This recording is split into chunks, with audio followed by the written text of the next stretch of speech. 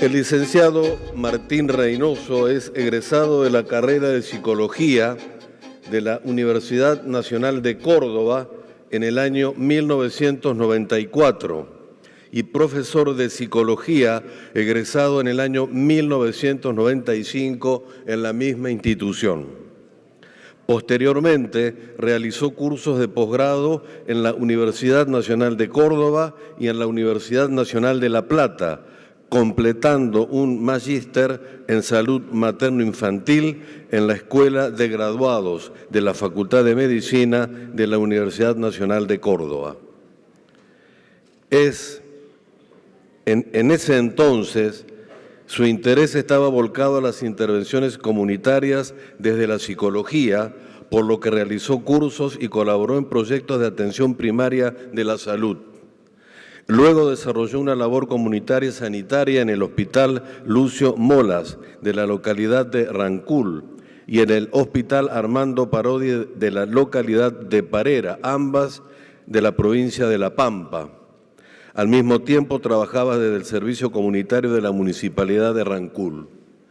También realizó capacitaciones en terapia familiar y sistémica en sus inicios y ejerció la atención clínica en consultorio. Hijo de padres filósofos de temprana edad, se interesó por las prácticas meditativas y de artes marciales, por lo que luego de los primeros años de trabajo en comunidad, se inclinó al estudio de las aplicaciones en la meditación y en los tratamientos psicoterapéuticos. Se formó así en el Centro Mindfulness de Argentina entre los años 2005 y 2007 y también en Massachusetts, Estados Unidos. Luego comenzó a brindar talleres, charlas, workshops en todo el país desde dicha entidad, creando finalmente el área de Mindfulness en el Departamento de Psicoterapia Cognitiva del Instituto de Neurología Cognitiva en Capital Federal, donde actualmente se desempeña como experto, tanto en la atención de pacientes de distintas clínicas como de instructor de programas para la comunidad y programas formativos para los profesionales de la salud. Es también docente del posgrado Mindfulness en sus aplicaciones a la salud en la Universidad Favaloro. Escuchamos a Martín Reynoso. Hola, buenas tardes. Bueno, un historial completito de mi vida, ¿eh? No faltó nada, o casi nada. ¿Cómo están? Bueno, espero que estén disfrutando esta jornada hermosa. La verdad que con los disertantes hemos estado hablando de cómo viene todo y de la cantidad de personas y de proyectos y de ideas que seguramente circulan y van a seguir circulando después de esta gran capacitación. Así que les agradecemos profundamente el haberse acercado y el haber confiado en que esto puede dejarles una semilla o algo que a ustedes les active los procesos propios que ustedes seguramente ya tienen en marcha. Bueno, vamos a hablar algo de mindfulness. ¿Cuántos de ustedes han escuchado hablar de mindfulness? ¿Pueden levantar la mano? Más o menos la mitad, un poquito menos quizá. Bien, vamos a hablar de mindfulness. Primero voy a decirles que yo trabajo en Fundación INECO e INECO, que es una institución creada por el doctor Manes hace ya más de 10 años. Y básicamente lo que hacemos nosotros es trabajar en neurociencias. Neurociencias están de moda actualmente, pero más allá de eso, lo interesante del abordaje en las neurociencias, y al menos en lo que nosotros hacemos, es que combinamos mucho lo que es la clínica y la investigación, al menos en la parte de salud específicamente, lo que implica que lo que estamos haciendo lo estamos investigando. Y lo que estamos investigando lo estamos haciendo. Eso no pasa muchas veces en distintos contextos. Las personas se dedican a trabajar o a investigar. A veces eso produce una escisión, ¿no?, entre lo que uno va observando y lo que uno va sistematizando y aprendiendo de lo que va observando. Entonces, un poco creo que es una importante ventaja de trabajar en un instituto de estas características, ¿no? Lo que vamos a hablar hoy en realidad no tiene tanto que ver con lo que es la salud, que es uno de los ámbitos en los cuales trabajamos mucho, o al menos no la salud entendida como salud de atención clínica, que hacemos mucho también, sino con un ámbito en el cual venimos trabajando ya hace varios años y que es la salud en las organizaciones o el abordaje de lo que nosotros llamamos well-being o bienestar en las organizaciones. Y acá ustedes tienen una imagen del equipo de Mercado Libre Argentina, con el que trabajamos 2 años, distintos grupos, cientos de personas pasaron por las capacitaciones nuestras, y este fue uno de los desafíos más grandes y más lindos que tuvimos dentro de muchos otros desafíos con otras empresas muy grandes. Así que bueno, vamos a hablar un poquito de eso, pero para poder hablar de qué es lo que nos puede dar mindfulness, necesitamos saber primero un poco cómo funciona nuestro cerebro, cómo funciona nuestra mente, porque para saber qué antídoto necesita, qué potenciales necesita para desarrollar sus capacidades la mente, primero estaría bueno saber algunas pequeñas cosas, algunos pequeños engaños que a veces nuestra mente nos produce. Vamos a hablar de 2 problemas, 2 dificultades que tiene nuestro cerebro y por lo tanto impactan nuestra mente, pero que al mismo tiempo son muy valiosos, son muy importantes en el funcionamiento sano de nuestro cerebro. Uno de ellos es el proceso de la automatización. Seguramente esto lo han escuchado. ¿Para qué les parece a ustedes que nosotros automatizamos? A ver si alguien se anima a decir, ¿para qué automatizamos cosas? ¿Para hacerlas más rápida? Para optimizar tareas, para ahorrar esfuerzo quizá mental. Eso es cierto. Uno no puede ir a abrir una puerta, por ejemplo, y estar pensando, a ver, ¿cómo se abren las puertas? Normalmente se tira hacia abajo el picaporte, se empuja. No, uno va y abre la puerta, ¿no es cierto? De alguna forma el cerebro automatizó esa acción para poder hacer eso. Hay tareas en las cuales es muy importante automatizar. Por ejemplo, un chico que trabajaba en un frigorífico, acá en Concepción del Uruguay, cuando fuimos a dar una charla, me dijo, Martín, pero yo necesito automatizar un poco lo que hago, porque es muy rápido y son procesos complejos a veces, cortar, separar, dejar una cosa por un lado, otra por otro. Yo necesito automatizar. Claro que sí, es necesario en muchos casos. Pero ¿cuál es el problema con la automatización? El problema con la automatización es que a veces, en muchos casos, nos hace creer que la realidad no cambia y que las cosas son siempre de la misma forma y que no existe lo que nosotros llamamos la impermanencia, es decir, todo está momento a momento modificándose. Entonces, vamos a ver un primer videíto que nos habla de cómo no solo las personas, sino a veces las sociedades perciben automáticamente algo o tienen una idea bastante automatizada de algunas cosas y eso puede traerles grandes problemas. Vamos a ver un video que tiene que ver con la crisis en Estados Unidos de 2007-2008, una crisis inmensa que se produjo por una gran, como una exageración de créditos hipotecarios que se daban en Estados Unidos en ese momento y hubo algunas poquísimas personas que se dieron cuenta que eso iba a caer, que en algún momento eso iba a estallar, porque no se podía dar tantos préstamos y tantos créditos. Incluso había personas, como van a ver ustedes en esa colilla, en ese tráiler de una película que se llama Big Short, que tenían una camarera que tenía 4 propiedades. Estaba pagando simultáneamente 4 propiedades una camarera, una chica de clase media. Entonces esa hiperinflación, esa cuestión totalmente inventada, ficticia, la gente no lo veía. O mayormente se habían acostumbrado a que funcionara de esa forma. Y había unos pocos locos que se empezaron a dar cuenta de eso, y esta es un poco la historia de ellos. Así que quiero que vean un poco la leyenda, lo que va a decir de este tráiler. ¿Luego pasamos?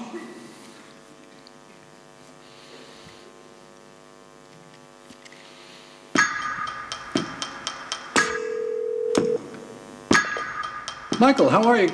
I found something really interesting. The whole housing market is propped up on these bad loans. They will fail. The housing market is rock solid. It's a time bomb. So Mike Burry, who gets his hair cut at Supercuts and doesn't wear shoes, knows more than Alan Greenspan. Dr. Mike Burry, yes he does.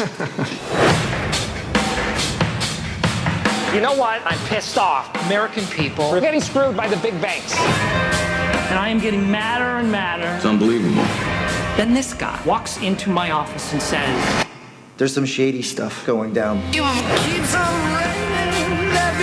All the banks were having a big old party. A few outsiders saw what no one else could. The whole world economy might collapse. I'm sure the world's banks have more incentives than greed. you're wrong. No one's paying attention. The banks got greedy, and we can profit off of their stupidity. You want to bet against the banks? I think we're either high or having a stroke. Kind of brilliant. Fraud has never ever worked. Eventually, things go south. When the hell did we forget all that?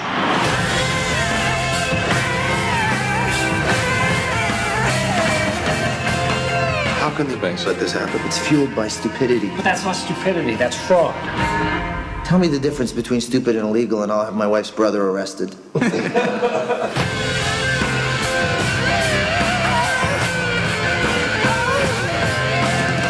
have any idea what you just did? You just bet against the American economy. If you're wrong, you can lose it all. The banks defrauded the American people. Now we can kick them in the teeth. Okay, here we go. You target strippers. With bad loans. And they're all cash rich. Not going to be able to refinance. On all my loans, What do you mean all your loans? I have 5 houses and a condo.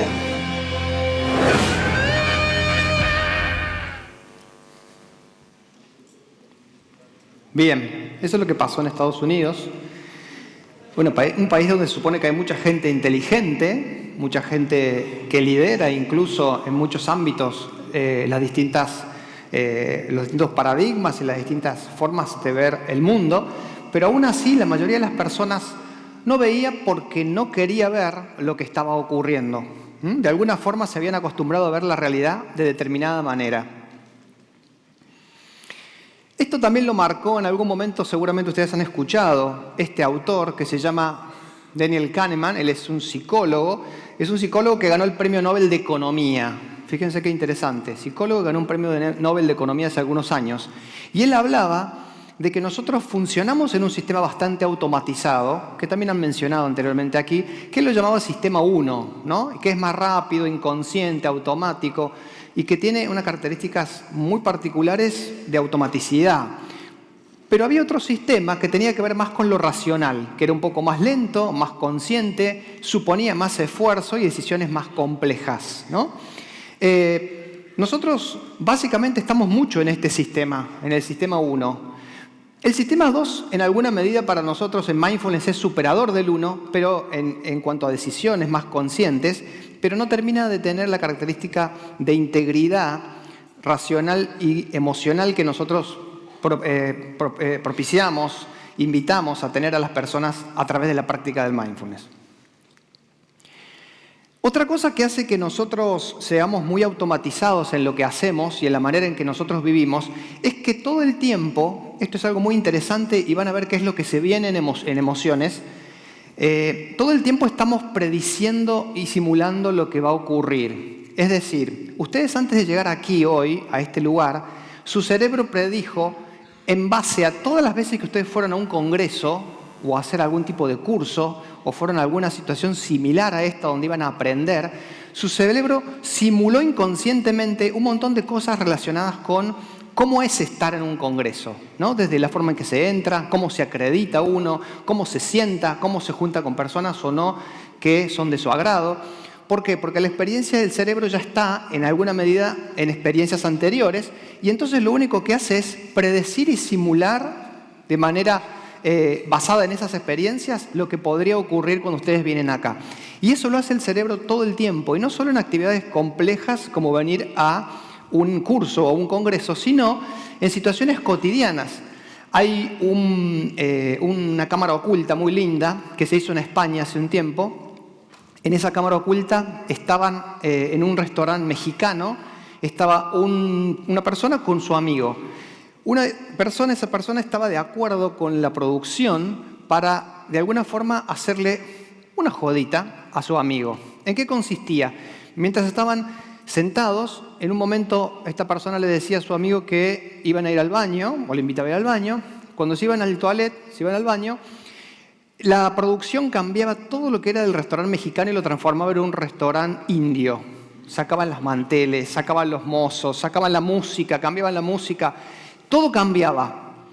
¿Qué les parece a ustedes que pasó con la persona que no sabía que esto iba a ocurrir cuando salió del baño y se encontró con el restaurante indio en lugar del restaurante mexicano, donde estaban antes los mariachis, música mariachi, todo eso? ¿Qué pasó en esa persona? Se volvió para adentro. Pensó, I am crazy. Estoy loco, ¿qué pasa con esto? ¿No? De alguna forma, ¿por qué pensó eso? Porque predecía que iba a volver a un lugar que iba a estar similar a como estaba anteriormente. Nosotros hacemos eso todo el tiempo, pero no solo en situaciones tan más grandes como esas, sino en cosas pequeñas. Nuestro cerebro todo el tiempo está haciendo ajustes biológicos y ajustes mentales a lo que vamos a hacer. Cuando voy a alzar, por ejemplo, una valija, mi cerebro ya tiene la experiencia de haber alzado valijas anteriormente, entonces, ¿qué va a hacer? Va a activar un poco la reacción de estrés, va a hacer que el corazón vaya un poco más rápido, va a subir quizá la temperatura, va a poner más rígidos, más trabados los músculos y voy a levantar la valija. Pero el cerebro ya está prediciendo lo que voy a hacer. Como ustedes verán, esto tiene también algo muy positivo, que es de que de alguna forma nos ayuda a ir pasando de situación en situación en base a toda la experiencia acumulada. Pero el problema de eso, ¿cuál es? Que también nos setea, nos pone de alguna forma dentro de los carriles que ya conocemos anteriormente. Y entonces a veces hay poco de creatividad o de novedad en lo que uno va a hacer en relación a la situación que ya hicimos anteriormente alguna vez. Entonces, esto de predecir y simular es otra de las características del cerebro que nos permite vivir también, pero hay que tener cuidado con ello. Este es Feldman Barrett. Esta persona es una psicóloga que trabaja con emociones y trabaja en realidad con este modelo de predicción del cerebro. Y esto es lo que se viene y ustedes van a escuchar de acá quizá 5, 10 años acá, en Argentina y en el mundo, porque esto es lo que se viene como un nuevo modelo de emociones, de cómo se construyen las emociones. Ella dice, las emociones se construyen en base a experiencias que uno ha tenido y en base a conceptos que uno va creando en relación a lo que está sucediendo. Bueno, es interesante y se los recomiendo. Fíjense lo que dice ella, que el cerebro predice el futuro basándose en muy pocos estímulos y en experiencias pasadas, que hace la percepción más probable, altera la actividad cerebral en el sentido de lo que uno espera, que les decía recién de levantar una valija, y monitoriza la experiencia en el presente mientras está ocurriendo la experiencia del presente. Esta es la forma de corregir el sesgo, tratar de estar como más atento y más conectado y no hacerlo tan automáticamente. Ese es entonces uno de los problemas, decíamos, el automatizar procesos demasiado, mucho tiempo, todo el tiempo, y sobre todo procesos que tienen que estar de alguna forma alimentados por más creatividad, por más originalidad, por volver a ver las cosas desde otro ángulo. Esos procesos no está bueno que estén automatizados de esta manera. El otro problema, que es muy similar, por eso dice el mismo, es muy similar porque está relacionado con esto de automatizar, tiene que ver con algo que nosotros llamamos el Default Mode Network. Este es uno de los descubrimientos más importantes de la neurociencia en los últimos años. ¿Qué quiere decir esto? Quiere decir, ustedes saben lo que son las redes del cerebro, ¿no? ¿Saben lo que son las redes del cerebro? Por ejemplo, si yo estoy haciendo malabares, ¿qué estoy estimulando como función en el cerebro?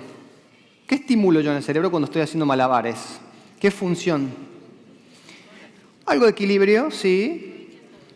Coordinación. ¿Coordinación entre qué? ¿Entre qué? Entre ojo y mano, ¿no? Visión y movimiento con las manos. Se llama coordinación visomotora eso. Cuando uno hace eso, entonces se encienden determinadas redes. Esas, no otras redes. Entonces, hay estudios donde se pone una persona, muchas personas estudiaron durante 2 meses, que hacían con las pelotitas todo el día así, y se va observando cómo aumenta la cantidad de neuronas, inclusive no solo se conectan más fuertes las neuronas, sino que hay nuevas neuronas en zonas que tienen que ver con lo visual, el córtex visual, y el manejo de la motricidad fina para coordinar el movimiento, ¿no? Eso es una red mental. Nosotros tenemos un montón de redes, Por ejemplo, los docentes es esperable que cultiven más las redes relacionadas con qué. ¿Un docente con qué red trabaja más en el cerebro, del cerebro? ¿Qué redes? De la lectura, bien, del lenguaje y de lo emocional. ¿Qué trabajará el docente mucho como red? ¿Qué procesos? Sí, paciencia. ¿Qué tiene que tener un docente con sus alumnos? Empatía, ¿no? Redes frontales, muy específicamente. Entonces, si no se prenden esas redes cuando un docente está hablando con un alumno, no hay conexión, se está desenganchando y bueno, la verdad que es difícil poder ser docente en esa condición. Entonces, esas son las redes. Todas esas redes son importantes, pero la más importante en el sentido de que más ocurre en nosotros es esa que estábamos viendo acá recién, que se llama la red del modo de reposo. Es una red más general, fíjense el cerebro en distintas posiciones. ¿Y qué hace esa red?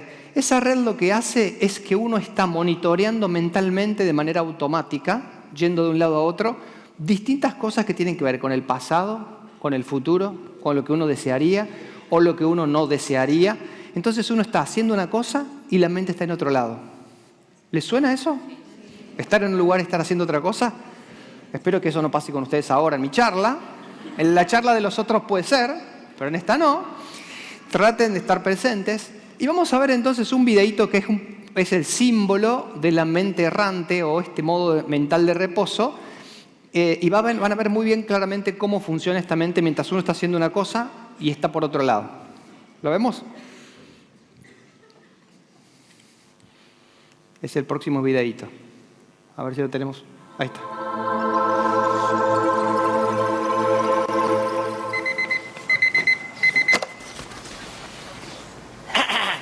El supervisor que te gusta es casado, el supervisor que te gusta es casado, el supervisor que está pareciendo a tu mamá, te está pareciendo a tu mamá, tu mamá te está pareciendo a tu mamá, cada vez más, te está pareciendo todo, se te está cayendo todo, se te está cayendo todo, se te está cayendo todo, todo se cae todo, se cae. Tenés 32, 6 sin novio, tenés 32, 6 sin novio, sin novio.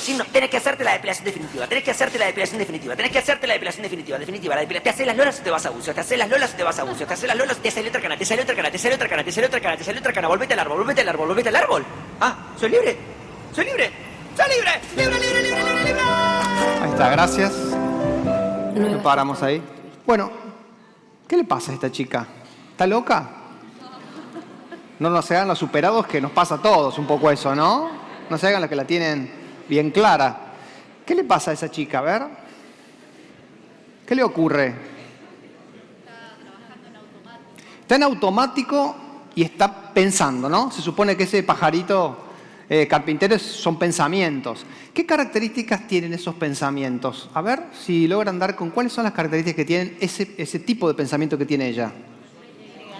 Negativos, repetitivos, exigencias, demandas, pero le falta lo más importante que hace que ella siga con eso sin poder salir de eso. ¿Qué es? Son de futuro, sí, son de pasado, pueden ser de pasado también. Son automáticos. ¿Qué quiere decir son automáticos? Que no es que ella dice, che, tengo 32 años y no tengo novio, a ver qué, esto es grave o no, a ver. No es que lo busca ella y se sienta y se pone a pensar en eso. Le viene mientras está haciendo bicicleta. No es que ella busca pensar en otra cuestión puntual mientras se está bañando. Le viene el pensamiento. Y eso es el modo default o el modo de reposo. El cerebro está de alguna forma monitoreando y dando vueltas todo el tiempo alrededor. Pueden ser los temas que me preocupan, pueden ser ideas relacionadas con proyectos y con cosas. Y el cerebro está haciendo eso casi todo el tiempo, a no ser que uno lo reeduque. Ahora yo les pregunto, ¿siempre es malo ese modo de funcionar con la mente? ¿Siempre? ¿El estar con la mente dejándola volar un poco? ¿Para qué puede servir, por ejemplo? ¿Para qué puede ser bueno? Para la creación. El ahorro de energía, vos sabés que no se cree que se baja muy levemente la cantidad energética del cerebro en eso.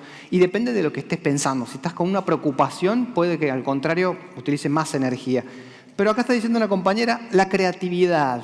¿Por qué la creatividad? Porque cuando uno crea algo, sobre todo en la primera fase de la creatividad, que es tener una idea novedosa, uno lo suele hacer ahí, abajo de la ducha, o cuando va caminando, o cuando está en una situación en donde deja volar un poco la mente, ¿no?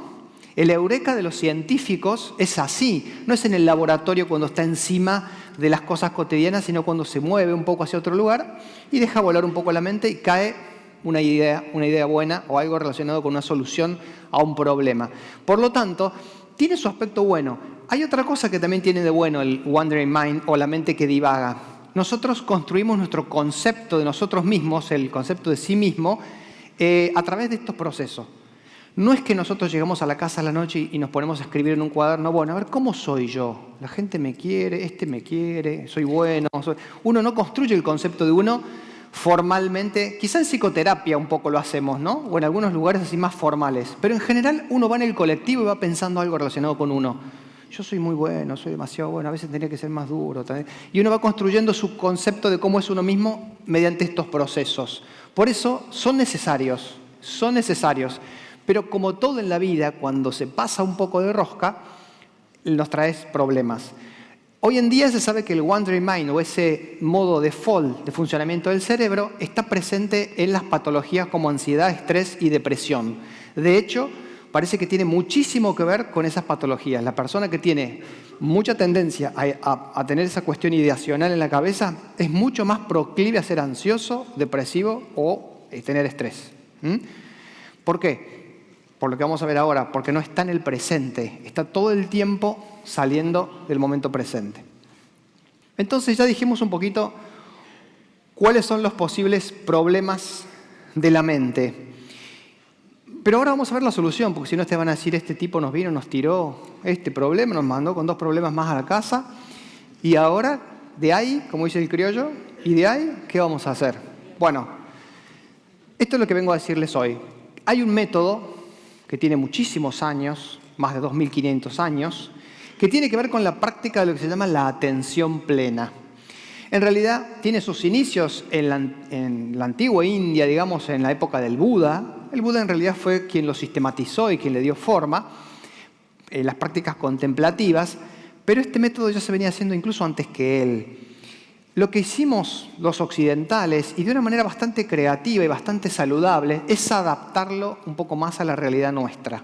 Y entonces, sobre todo una persona que se llama Jon Kabat-Zinn, una persona en la Universidad de Massachusetts, donde yo también me entrené con él, lo que hizo fue darle un formato más amable, desideologizado, si podemos decirlo de alguna forma, fuera de los ámbitos religiosos, pero bastante efectivo cuando uno puede seguir ese entrenamiento. ¿Qué quiere decir? Que luego de las 8 semanas, si la persona adhirió de alguna forma a lo que se va proponiendo, que es practicar con audios, practicar en las clases y tener una continuidad en lo que es el entrenamiento, normalmente las personas tienen beneficios muy importantes. Y ya hay más de 5.000 estudios, investigaciones que nos dan reportes que están en vías de ser robustos para decir esto funciona. Y en las organizaciones también estamos haciéndolo.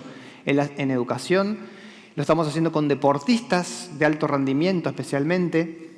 Lo hicimos con los chicos que ganaron la Copa Davis, lo hicimos con el Club Estudiantes de La Plata, lo estamos haciendo con golfistas, lo estamos haciendo ahora con el equipo de karate que va a competir en Tokio 2020, que va a ser la primera vez que karate va a entrar en una olimpiada. Y a mí me da mucha alegría porque soy profe de karate y estuve siempre en relación con toda esta gente del CENAR en karate.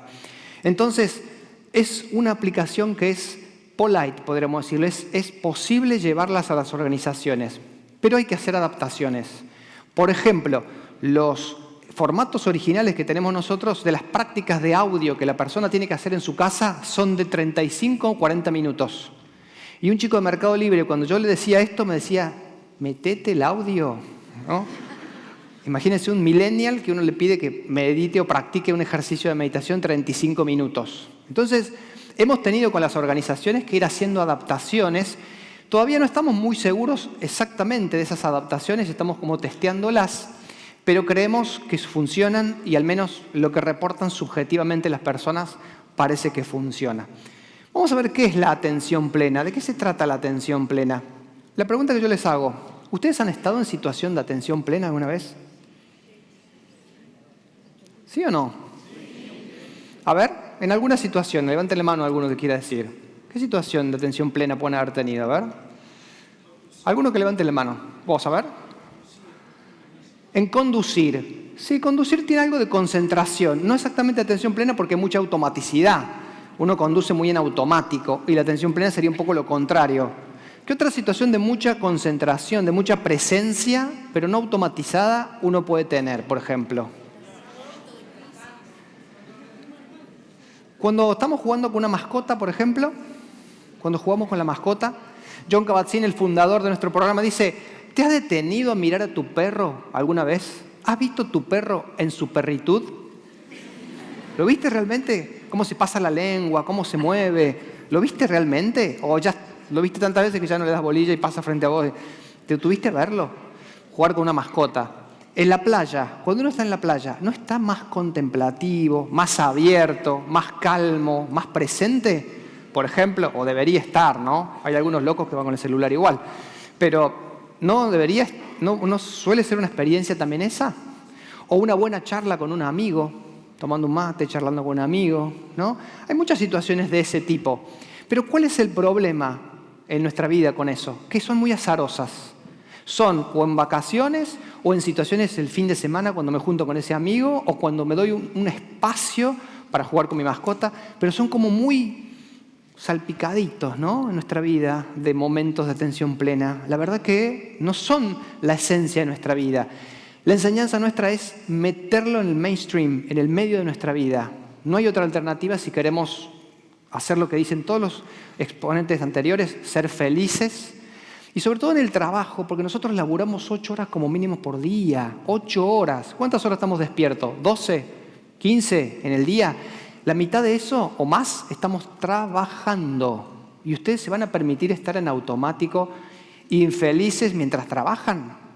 Yo la verdad que en un momento me dije, no me lo permito más. De alguna manera empiezo a cultivar atención, presencia, bienestar.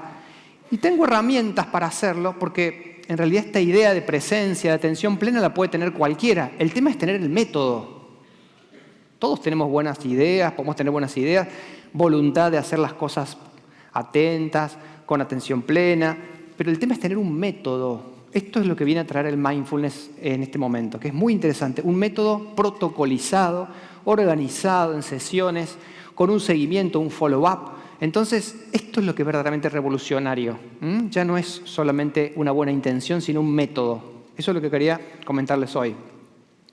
Esta es un poco la definición que damos de mindfulness. Prestar atención de una manera especial, con intención, en el momento presente y sin juzgar. 3 entonces de estas cuestiones, no sé si se alcanzan a ver bien, son la intención, la atención y la actitud. Esta es una de las personas que desarrolló ese modelo. Jonah Shapiro estuvo el año pasado con nosotros en Buenos Aires, de la Universidad de Santa Clara, California. Y vamos a ver brevemente cada una de estas cuestiones. Intención tiene que ver con lo que escuché que dijo Horacio. Dijo él, también no me acuerdo si dijo intención o propósito, la palabra que dijo él. Propósito creo que dijo, ¿no? Bueno, la intención es eso, es ¿para qué hacemos lo que hacemos? ¿Para qué están ustedes hoy acá, por ejemplo? ¿Cuál es? No el fin utilitario, digamos pragmático, sino ¿qué sentido tiene el estar acá? ¿Qué sentido tiene lo que estoy haciendo? Y eso inmediatamente me conecta con los valores. Esto es una de las cosas que uno va, de alguna forma, trabajando a través de la atención plena. Y es muy importante que uno tenga en claro diferenciar intención de objetivo. ¿Por qué? Porque el objetivo, si bien muchas veces en nuestros trabajos tenemos que tener objetivos, no podemos permitirnos no tener intenciones. La intención es más procesual. El objetivo, resultado, zanahoria. Cuando fuimos a trabajar con los chicos de Estudiantes de La Plata, las inferiores, cuando les preguntamos cuál es la intención de ustedes este año, ¿qué dijeron los chicos? Salir campeones. ¿Qué van a decir los chicos? Salir campeones. Ok, pero son 24 equipos. En el Nacional juegan 24 equipos. Si cada coach de cada uno de los equipos trabaja detrás del objetivo de ser campeones, ¿cuántos están frustrando a los chicos? 23, ¿no? Son 24 equipos, uno solo sale campeón. Además, el problema con el objetivo, cuando es solo el objetivo, es que uno cree que depende y uno tiene el control total de eso que va a ocurrir. Y, por ejemplo, en ese caso, una de las divisiones, la séptima, se lesionó el arquero y el mejor jugador, el número 5, eran los 2 mejores y los 2 se lesionaron en el primer mes. Uno estuvo parado 6 meses y el otro todo el año. los dos mejores. Entonces, cuando uno se pone objetivos, no tiene la visión de la vida como algo en interdependencia e interconexión. Uno cree que todo depende de uno. Y la realidad es que no todo depende de uno, ¿no? Uno puede poner la intención de que las cosas vayan de acuerdo a lo que uno más o menos quiere, pero después la vida te manda por otros caminos. Y de eso está lleno de historias, ¿no? Entonces, es importante tener objetivo. Como decía un chico de Mercado Libre, Martín, está bueno esto de la intención y del propósito, pero yo a fin de mes, en la última columna del Excel, tengo que ponerle numerito al jefe, ¿no? El objetivo tiene que estar. Bueno, ponele el numerito en la última columna, pero también dame cuenta de tu proceso, de qué fue lo que te fue pasando en este tiempo, cómo fuiste vos internamente procesando lo que hiciste durante este tiempo para llegar a ese numerito. Eso tiene que ver con la intención. Otro aspecto muy importante que ustedes ya sabrán o al menos me han escuchado ahora hablando de la atención plena, es esto de estar atento, una atención en el presente, y normalmente no es una atención de mucha profundidad la que tenemos nosotros. En nuestra mente, que decíamos antes, que divaga, que se va, que le cuesta estar en foco, ¿no? Tiene muchas dificultades. Nosotros entrenamos entonces la atención con los ejercicios y las prácticas que hacemos. Pero ojo que atención o concentración o atención concentrativa no es mindfulness, sino un ladrón que está robando estaría haciendo mindfulness, porque está súper concentrado. Ese tipo está súper concentrado, ¿no? Pero ¿qué diferencia tendría la concentración o la atención de ese tipo con la atención plena? A ver si alguien se anima a diferenciarlo. ¿Qué diferencia tendría? A ver, levante la mano alguno. La relajación, dice ella, estar más tranquilo, la satisfacción, la apertura, porque este tipo de atención es muy selectiva, altamente selectiva. ¿Dónde se está concentrando él? ¿En qué se concentra cuando sale de la casa esa? Se concentra en que no haya nadie que lo vea y en poder salir lo más rápido posible. Ese debe ser, ahí se agota su capacidad atencional. No le importa si hay un pajarito colgado en una rama, si está saliendo el sol, importa tres pitos, ¿eh? Lo único que le interesa es focalizarse en escapar y no ser agarrado. Esa atención es una atención de alerta y es muy concentrativa a veces la atención de alerta, ¿no? Entonces mindfulness no es solo concentración, para que no se coman eso y digan, es solamente estar concentrado. No, mindfulness implica estar abierto a los sentidos, que esto también lo dijo Horacio, ¿no? La conexión con los sentidos y bajar la mente parlanchina. Tiene que ver con fin noble, con apertura y receptividad.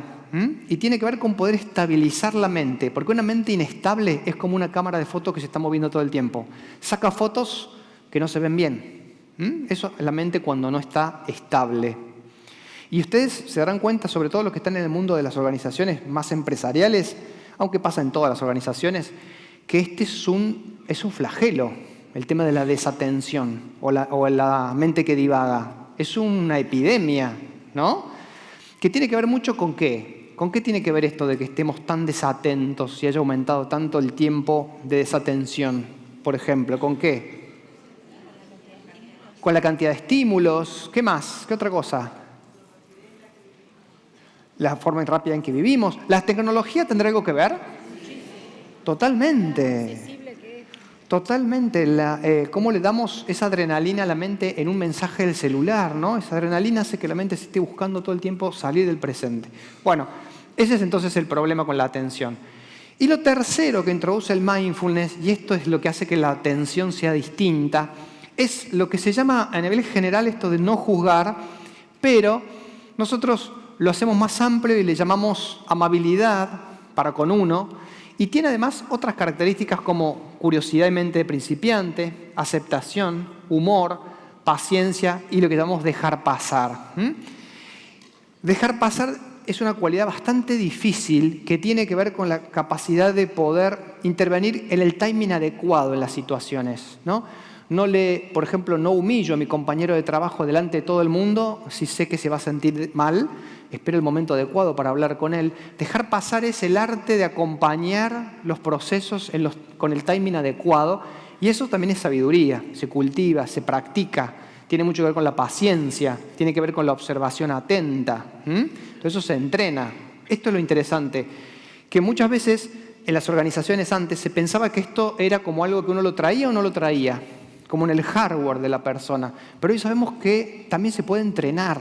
Ya, de alguna forma, Goldman lo decía, ¿no? De alguna medida esto se puede entrenar, estas habilidades se entrenan. ¿Cómo realizamos este entrenamiento? ¿En qué consiste el protocolo? Nosotros hemos hecho algunas modificaciones en las organizaciones, pero en general, por ejemplo, si tenemos espacio, si tenemos colchoneta, tratamos de hacer mucho trabajo también en la conexión sensitiva con el propio cuerpo, y hay ejercicios como, por ejemplo, ejercicios de escaneo corporal, que incrementa básicamente la conciencia del propio cuerpo y estimula la conexión mente-cuerpo. Esto es muy importante, ¿por qué? Porque nosotros vivimos disociados de nuestro cuerpo. Nosotros estamos por un lado y el cuerpo por el otro, ¿no? Había un autor que decía, Mrs. Duffy vivía a 5 centímetros de su propio cuerpo, ¿no? Decía en una novela. Y tenía que ver con esto, uno no está realmente habitando su cuerpo. Estamos con el cuerpo en un lado y con la cabeza en otro, no estamos presentes en lo que nos pasa en el cuerpo. Entonces es muy importante empezar a entrar por el contacto sensorial a través del cuerpo. Hay ejercicios a veces de yoga. El yoga también es muy recomendado. Nosotros recomendamos mucho a las organizaciones ofrecer yoga en la parte de bienestar de sus servicios, ¿no? O trabajar con alguna forma de movimiento corporal como el tai chi también, que es muy adecuado. Entonces eso es muy positivo. Y hay ejercicios que tienen que ver con la meditación sentada, pero ejercicios que nosotros lo hacemos cortos, que puede ser en una silla, no necesariamente en la postura en la que está este señor, que es el fundador del programa de Mindfulness, Jon Kabat-Zinn. Pero lo más interesante, y esto es lo que me parece a mí que es realmente lo revolucionario de cómo lo estamos utilizando en las organizaciones, es cómo puedo llevar yo la práctica de atención plena o meditación, a veces le llamamos, aunque eso es más cuando uno lo hace más sistemáticamente, a la vida cotidiana, a tratar de estar más atentos a situaciones cotidianas simples como bañarnos, comer o estar en un banco haciendo una cola y empezar a observar cómo nos conectamos con esa situación en la cual estamos. Y básicamente vamos a empezar a observar cómo la mente se inquieta, se apura, se pone a pensar en otras cosas, se automatiza. Y el mindfulness nos va a enseñar una forma de volver al presente a través de la conciencia plena, a través de este entrenamiento que nosotros vamos desarrollando. En las organizaciones parece tener bastante beneficio. De hecho, las organizaciones más grandes como Google, hay organizaciones como General Mills, hay muchas organizaciones grandes. Nosotros hemos trabajado en Mercedes-Benz, en Bayer, como decíamos en Mercado Libre. Ya están utilizando estas herramientas porque, entre otras cosas, parece tener beneficio en muchas cosas. En la mejoría del bienestar de las personas, control de ansiedad y estrés, mejora la comunicación, una mayor sensación de intención y plenitud en la vida. Mejora, por lo tanto, también el rendimiento productivo, que es lo que la empresa o la organización desea o necesita.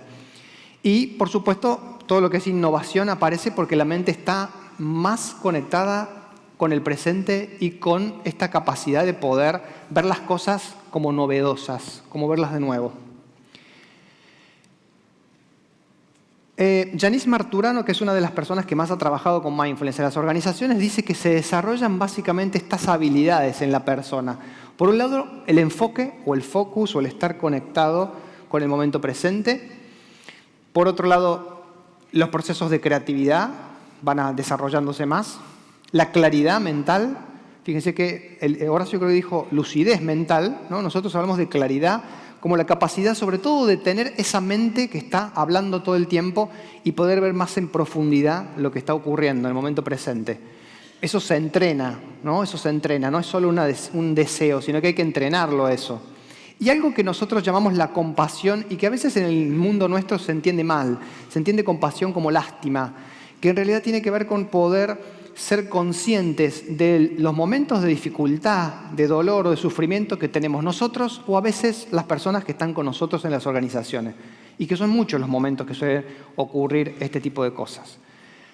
Todo eso mejora y hace a un líder en una organización con cualidades del mindfulness. Entonces, en los últimos 3 o 4 minutos que nos quedan, los invito, si ustedes tienen ganas, a que hagamos un ejercicio. ¿Les parece? Por eso les voy a pedir que dejen las cosas que tienen al costado. Tomen una posición derechita. Si pueden separar un poquito la espalda del respaldo, mejor. Si no, no importa. Los hombros bajos, que no estén levantados. La espalda derechita. Los ojos cerrados. Vamos a tomar 3 inhalaciones bien profundas como para ir aflojando todas las tensiones que vienen acumulando, tensiones positivas también, de entusiasmo, de alegría que tienen en venir acá, pero al fin y al cabo son un poco tensiones. 3 inhalaciones bien profundas.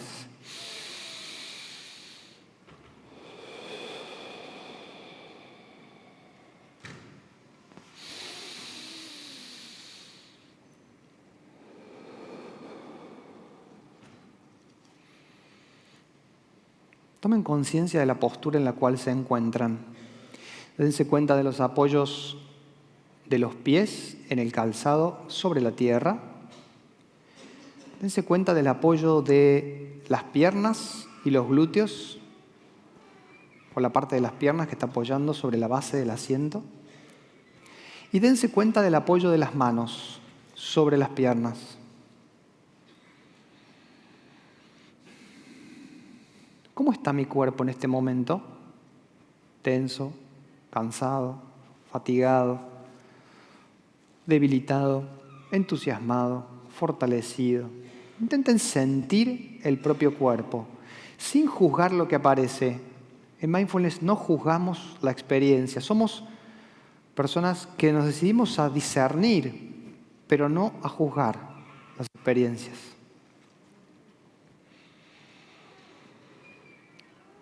Y luego vamos a sentir la mente. Este es el concepto que las personas tenemos que aprender y por supuesto también en las organizaciones. Siento mi mente. ¿Cómo está en este momento?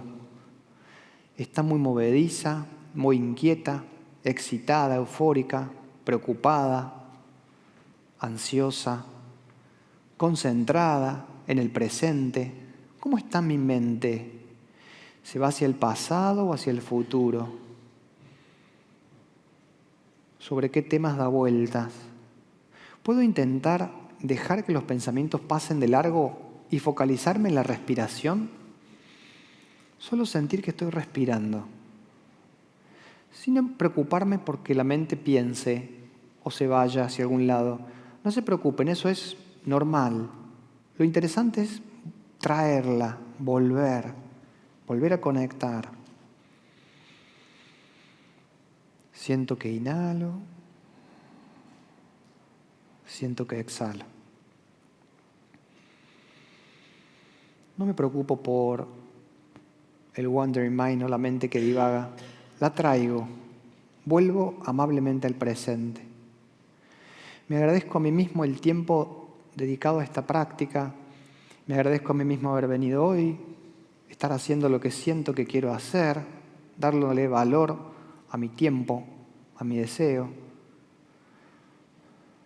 Y vamos a terminar dejando que la cabeza caiga suavemente hacia un costado, permitiendo que la oreja se acerque al hombro del mismo lado, sin empujar. No empujen, la cabeza por su propio peso va a ir cayendo. Luego hacia abajo, mentón hacia esternón. Hacia el otro lado, la otra oreja hacia el otro lado. Intentando aceptar todo lo que surja, por más que aparezca dolor, alguna puntada, calor, lo que sea que aparezca. Tratamos con amabilidad todos los fenómenos. Luego hacia atrás, cae la cabeza hacia atrás. Abrimos bien la garganta. Volvemos a la posición de inicio. Y hacemos 3 giros amplios con los hombros, inhalando cuando subimos, exhalando cuando bajamos. Rotaciones bien amplias para aflojar esa zona de los hombros y la espalda.